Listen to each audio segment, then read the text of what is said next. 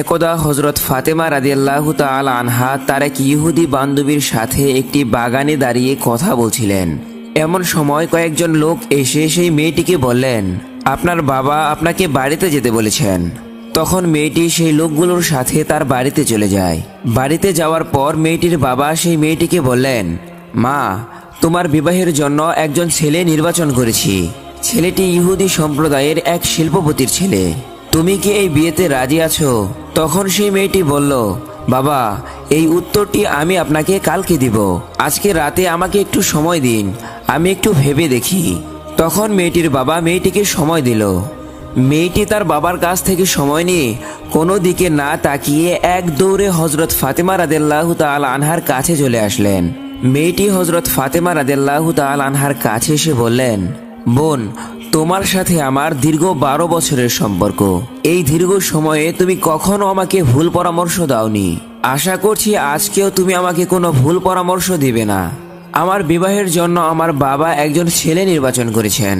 ছেলেটি হচ্ছে এক ইহুদি সম্প্রদায়ের এক বিশাল শিল্পপতির ছেলে। সেই ছেলেটির সঙ্গে আমার বাবা আমার বিবাহ দিতে চান। এখন তুমি বলো আমি কি করব? হযরত ফাতেমা রাদিয়াল্লাহু তাআলা আনহা মেয়েটির এই কথা শুনে বললেন, বোন, যেহেতু তোমার বাবাই সেই ছেলেটির সঙ্গে তোমার বিবাহ ঠিক করেছে এবং তোমার বাবা চাইছেন সেই ছেলের সঙ্গে তোমার বিবাহ দিতে, সেহেতু তুমি এই বিয়েতে রাজি হয়ে যাও।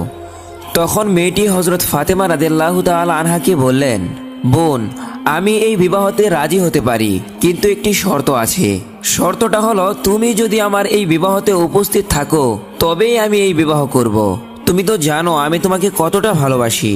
তখন হযরত ফাতেমা রাদিয়াল্লাহু তাআলা আনহা সেই মেয়েটিকে বললেন, তোমরা ইহুদি, আমরা মুসলমান, আর তুমি তো জানো যে ইহুদিরা মুসলমানদেরকে একেবারেই সহ্য করতে পারে না। আর আমি যদি তোমার এই বিবাহতে যাই তাহলে আমার বাবা হযরত মুহাম্মদ সাল্লাল্লাহু আলাইহি ওয়াসাল্লামকে মুসলমান সম্প্রদায়ের কাছে প্রশ্নের সম্মুখীন হতে হবে এবং আমার বাবাকে নিয়ে তারা হাসি ঠাট্টা করবে। এছাড়া তোমাকেও ইহুদি সম্প্রদায়ের কাছে প্রশ্নের সম্মুখীন হতে হবে এবং তারাও তোমাকে নিয়ে হাসি ঠাট্টা করবে। তাই আমি তোমার এই বিবাহতে উপস্থিত হতে চাইছি না।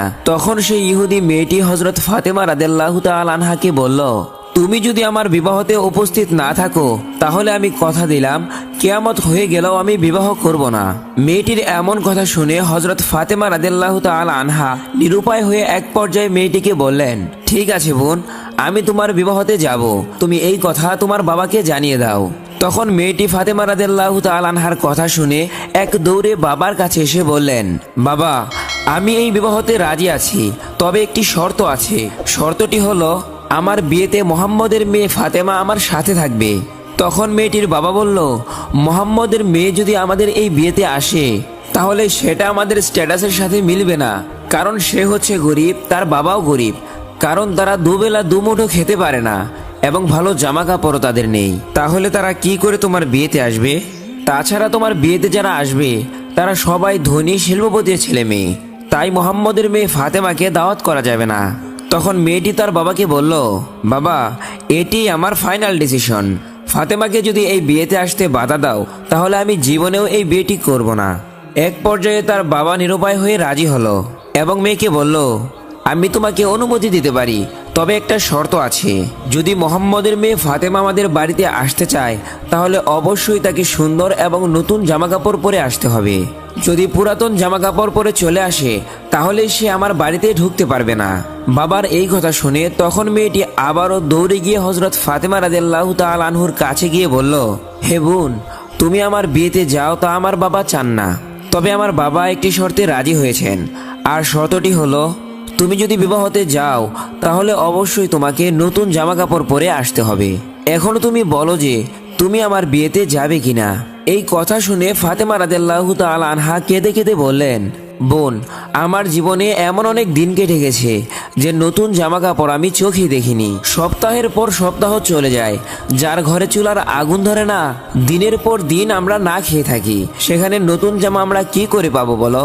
তখন মেয়েটি হযরত ফাতেমা রাদিয়াল্লাহু তাআলা আনহুকে বলল, বোন, তুমি যদি তোমার জবানে একবার বলো যে আমি নতুন জামা কাপড় পরে তোমার বিবাহতে যাব, তাহলে আমার বিশ্বাস তোমার সৃষ্টিকর্তা মহান রব্বুল আলামিন তোমার জন্য জামা কাপড়ের ব্যবস্থা করে দিবেন। কারণ আমি জানি তোমার সাথে তোমার রবের অনেক ভালো সম্পর্ক রয়েছে। মা ফাতেমা রাদিয়াল্লাহু তাআলা আনহু এক সময় আবেগী হয়ে বললেন, ইনশাআল্লাহ আমি তোমার এই বিবাহতে যাব এবং পৃথিবীর সবচাইতে দামি কাপড় পরেই তোমার বিবাহতে যাব।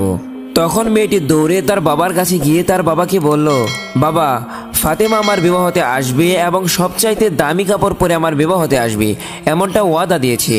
তারপর বিবাহের দিন তারিখ ঠিক হলো।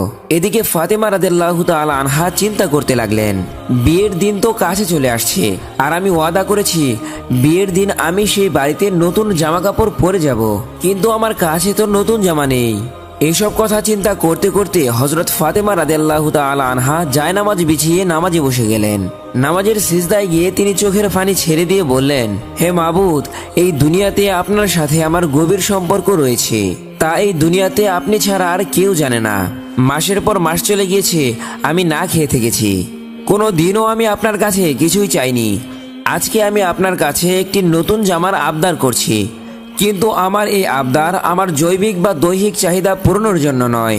আপনি আমাকে এমন একটি জামা দান করুন যেটা পরে আমি আমার বান্ধবীর বিয়েতে যেতে পারবো, এবং সেখানকার মেয়েরা যেন সেই জামা কাপড় দেখে আমার দিকেই তাকিয়ে থাকে এবং মুসলমান হয়ে যায়।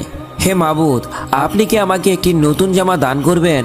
এভাবেই হযরত ফাতেমা রাদিয়াল্লাহু তাআলা আনহা চোখের পানি ছেড়ে দিয়ে কাঁদছিলেন। নামাজ শেষে তিনি যখন ঘরের এক কোণে তাকালেন, তিনি ঘরের কোণে দুইটি প্যাকেট দেখতে পেলেন। তখন হযরত ফাতেমা রাদিয়াল্লাহু তাআলা আনহু প্যাকেট দুটি নিয়ে কাঁদতে কাঁদতে নবী করিম সাল্লাল্লাহু আলাইহি ওয়াসাল্লামের কাছে আসলেন এবং তার কাছে সমস্ত ঘটনা খুলে বললেন। অতঃপর রাসূলুল্লাহ সাল্লাল্লাহু আলাইহি ওয়াসাল্লাম সেই প্যাকেটটি হাতে নিয়ে খুলতেই তিনি জান্নাতের সুঘ্রাণ পেলেন। তিনি এই সুঘ্রাণ মেরাজের রাত্রিতে পেয়েছিলেন। তখন হযরত মুহাম্মদ সাল্লাল্লাহু আলাইহি ওয়াসাল্লাম হযরত ফাতেমা রাদিয়াল্লাহু তাআলা আনহুকে জড়িয়ে ধরে কপালে চুমু দিয়ে বললেন, এই কাপড় তুমি কোথায় পেয়েছো মা? এটা তো দুনিয়ার কোনো কাপড় না, এটা তো জান্নাতের কাপড়। তুমি গোপনে আল্লাহর সাথে সম্পর্ক করেছো ফাতেমা। মহান আল্লাহ রাব্বুল আলামিন তোমার উপর সন্তুষ্ট হয়েছেন এবং তোমার দোয়াকে কবুল করেছেন। মহান আল্লাহর নিকট তুমি একটি কাপড়ের আবদার করার কারণে আল্লাহ রাব্বুল আলামিন তোমার জন্য জান্নাত থেকে এই বেহেশতি কাপড় পাঠিয়েছেন। এরপর বিশ্বনবী মুহাম্মদ সাল্লাল্লাহু আলাইহি ওয়াসাল্লাম বললেন, হে ফাতেমা, তুমি এই জামা পরে তোমার ইহুদি বান্ধবীর বাড়িতে যেতে পারো, তবে অবশ্যই তোমাকে পরিপূর্ণ পর্দার সাথে যেতে হবে। জবাবে হযরত ফাতেমা রাদিয়াল্লাহু তাআলা আনহু বললেন, আব্বাজান, আমি নিশ্চয়ই পর্দার সহিত আমার বান্ধবীর বিয়েতে যাব। অতঃপর যখন হযরত ফাতেমা রাদিয়াল্লাহু তাআলা আনহা সেই জান্নাতি কাপড়টি গায়ে পরিধান করলেন, তখন তার সৌন্দর্য আরও বেড়ে গেল। অতঃপর যখন সেই বেহেশতি কাপড় পরে ফাতেমা রাদিয়াল্লাহু তাআলা আনহা যখন সেই বিয়ে বাড়িতে প্রবেশ করলেন, তখন যেন সব কিছু একেবারে আলোকিত হয়ে গেল। সেখানে উপস্থিত মহিলারা নববধূর দিক থেকে মুখ ফিরিয়ে হযরত ফাতেমা রাদিয়াল্লাহু তাআলা আনহুয়ের সৌন্দর্য দেখতে লাগলো। সবাই তার দিকে অবাক দৃষ্টিতে তাকিয়ে রইলেন এবং বলতে লাগলো, হে ফাতেমা, তুমি তো অনেক গরিব, তাহলে এত সুন্দর দামি পোশাক তুমি কোথায় পেলে? আমরা তো জীবনেও এমন সুন্দর জামা চোখে দেখিনি। তখন হযরত ফাতেমা রাদিয়াল্লাহু তাআলা আনহা বললেন, আমি এটা বাজার থেকে কিনে এনেছি। তখন সেখানকার মহিলারা বলল, এটা কোন বাজারের কোন দোকান থেকে কিনেছো?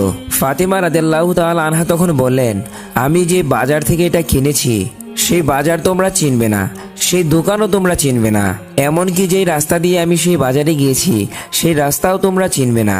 তখন সেখানকার এক মহিলা বলল, হে ফাতেমা, তুমি শুধু সেখানকার ঠিকানাটা বলতে দেরি, আমরা সেইখানটা চিনতে দেরি হবে না, আমরা চিনবো, তুমি শুধু একবার সেই ঠিকানা বলে দাও। তখন ফাতেমা রাদিয়াল্লাহু তাআলা আনহা তাদেরকে বললেন, হে বোনেরা আমার, আমি যেই বাজার থেকে এই কাপড়টি ক্রয় করেছি সেই বাজারে সাধারণ কোনো রাস্তা দিয়ে যাওয়া যায় না, সেই দোকান বা মার্কেটে যেতে হলে অন্যরকম একটি রাস্তা দিয়ে যেতে হয়, এবং সেই রাস্তার নাম হলো সিরাতুল মুস্তাকিম।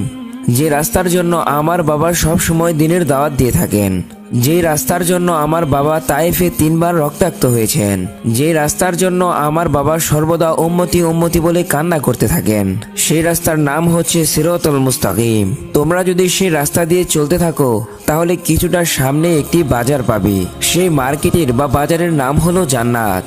সেই জান্নাত নামক মার্কেটে যদি তুমি একবার প্রবেশ করতে পারো তাহলে সেই দোকানটি পেয়ে যাবে, যে দোকান থেকে সেই দোকানের মালিক আমাকে এই ড্রেসটি উপহার দিয়েছেন। সেই দোকানটির নাম হচ্ছে জান্নাতুল ফিরদাউস। তখন মহিলারা হযরত ফাতেমা রাদিয়াল্লাহু তাআলা আনহার কথা শুনে বললেন, হে ফাতেমা, আমরা সেই রাস্তায় যাব, তুমি আমাদেরকে বলে দাও যে কি করে সেই রাস্তায় আমাদের যেতে হবে। ঐতিহাসিকদের মতে হযরত ফাতেমা রাদিয়াল্লাহু তাআলা আনহুয়ের গায়ের শোভাবর্ধন পোশাক দেখে এতটাই আবেগপ্রবণ হয়েছিলেন যে সেই পোশাকটি পাওয়ার জন্য মনে হচ্ছিল যেন তারা জীবনও দিতে পারবে। তখন ফাতেমা রাদিয়াল্লাহু তাআলা আনহু বললেন, তোমাদেরকে যদি সেই রাস্তা দিয়ে জান্নাতে যেতে হয় তাহলে তোমাদের সবাইকে আমার সাথে একটি বাক্য উচ্চারণ করতে হবে। তখন সেই নারীরা বলল, আমরা উচ্চারণ করব, তুমি বলো। তখন ফাতেমা রাদিয়াল্লাহু তাআলা আনহা শাহাদা বাক্য উচ্চারণ করে বললেন, বলো, লা ইলাহা ইল্লাল্লাহু মুহাম্মাদুর রাসূলুল্লাহ সাল্লাল্লাহু আলাইহি ওয়াসাল্লাম। তখন সেখানে উপস্থিত ৩৭০ জন মহিলা সবাই সেই বাক্য পড়ে মুসলিম ধর্ম গ্রহণ করলেন। আল্লাহ তাআলা বলেন, হে আমার বান্দাগণ, যদি তোমরা আমাকে মনে প্রাণে বিশ্বাস করো তাহলে দুনিয়ার জমিনে তোমাদেরকে চাইতে দেরি হবে, কিন্তু তা পেতে দেরি হবে না। মহান রব্বুল আলামিন আমাদেরকে তার উপর তাওয়াক্কুল করা এবং বেশি বেশি আমল করার তৌফিক দান করুন। আমিন।